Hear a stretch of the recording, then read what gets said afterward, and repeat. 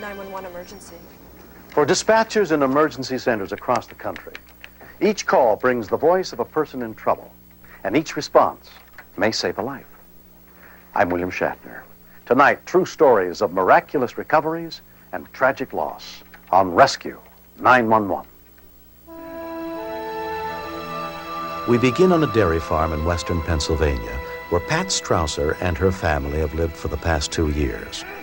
Around 4:30 p.m., Pat had gone down to the barn to feed the cows before milking them.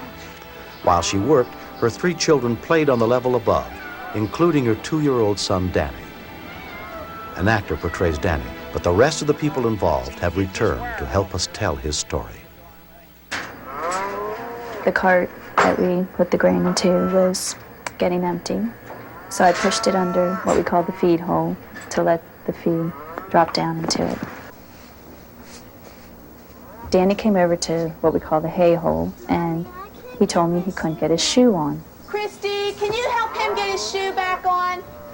He saw me using a stick to poke the feed to get it to come down the hole because it was clogged. And I think he thought, well, now's my big chance to help Mommy.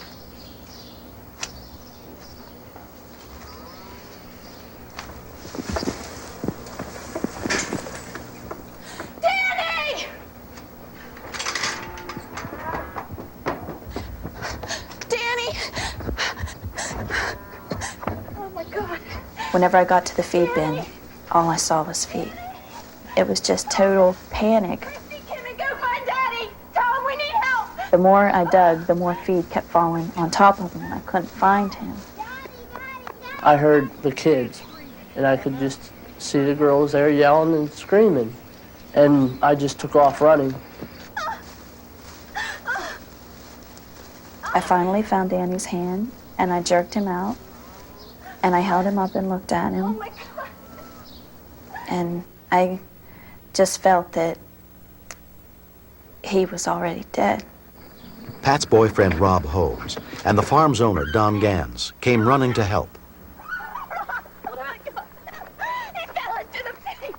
When I got there, Danny was stiff and he wasn't moving. His eyes were rolled back in the top of his head. I was just terrified that we had already lost him. I had checked really quick for the pulse of his heart. It was still beating. His mouth was totally clogged and full of feed. It was just packed, and I cleaned all that out with my hands and then tried to push air into his lungs. Pat ran to the house to call for an ambulance. Neither one of us knew how to do it for sure, but we knew we had to do something, and he was near dead and he was alive. Hold on, Dad. Get some more air. Emergency dispatch, may I help you? The call for help came into the IGCO dispatch center at 5:06 p.m. The local volunteer fire department was immediately alerted. Patrol to Station 32, all fire report to the fire hall. We have a medical emergency, 1805 Park Avenue, medical emergency. Station 32 is in service, control.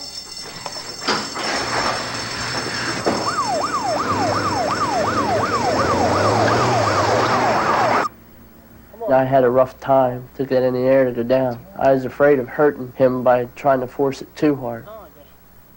Paramedics were also called in from the nearest township. 74, go ahead, control. Got a little boy injured in a grain elevator accident. 10-4, Unit 74 will be responding.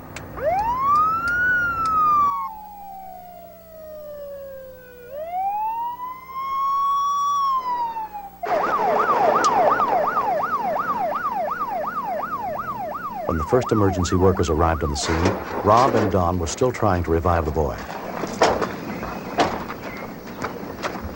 What happened here? Assistant Fire Chief Bruce Graham took over the resuscitation efforts. We were very concerned when we first got there because the boy didn't appear to be breathing. We could not distinguish any breath of it on his own, so we proceeded to go ahead and put the mask on him and give him air. But he couldn't take a very deep breath because he was so full of grain. His lungs were packed. The amount of grain that he had ingested was having an effect on him because it was swelling up inside of him. After grain hits the water and the moisture in the body, it tends to swell up. And at that time, we were unsure whether we were going to be able to bring him around and get him to breathe on his own because he was so full of grain. I don't think I can really even describe how I felt at that point, knowing that I might lose my baby. It just seemed impossible that it was him lying there, you know, motionless. And I just felt so helpless seeing him that way.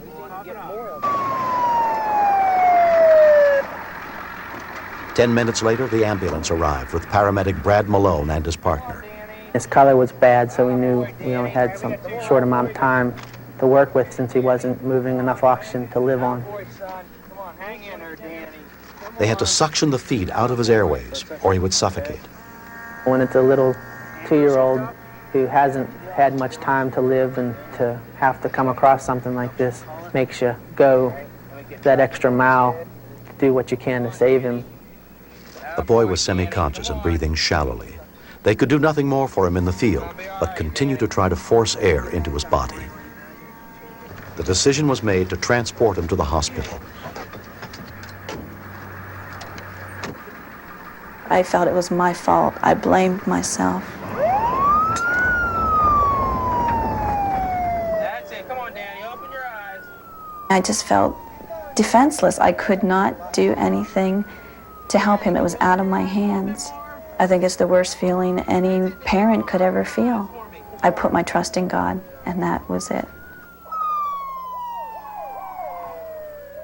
It was a total roller coaster ride, up and down every couple hours, because we'd get good news, and then the next time somebody talked to us, it was a setback. Something was going wrong.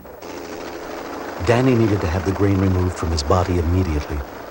He was transported by helicopter to the children's wing of Mercy Hospital in Pittsburgh, where Dr. Anthony Ulizio took charge. The child had aspirated massive amounts of grain particles. It appeared that it would be just a matter of time where his body would collapse, and death was a very real possibility. One of the doctors that was going to do the surgery said that Daniel wouldn't make it without the surgery. And then he says, and then he might not make it with the surgery. And that was, kind of hard to take.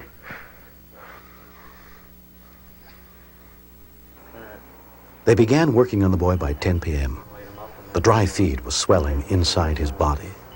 They had to remove it grain by grain before it completely blocked the airways of his lungs. The procedure involved passing the telescope into the child's windpipe. We worked through the inside of the telescope with very small equipment, forceps, which were used to grasp the multiple particles we encountered and remove them. The particles had migrated into the smallest openings of the lungs that we could possibly see with the limits of our equipment. After 2 hours, the procedure was completed successfully.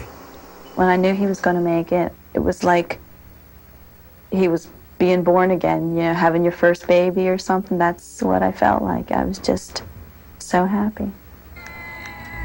Danny is 3 years old now. He was released from the hospital after 9 days and has suffered no ill effects. It was just lucky that Danny's foot came down through that hole. It could have gotten stuck, and I'd never even known he was in there. I'm very, very, very happy that he came back home, and that because I missed him, and because he always plays with us too. When he first came home, he said, "I love you." I feel very lucky that my son's still here. I'm not his natural father, but for some reason, to him I am his dad. I did what any dad would have done if that was their son laying there. I mean, there's quite a few people that died for his life, and there's quite a few heroes out there.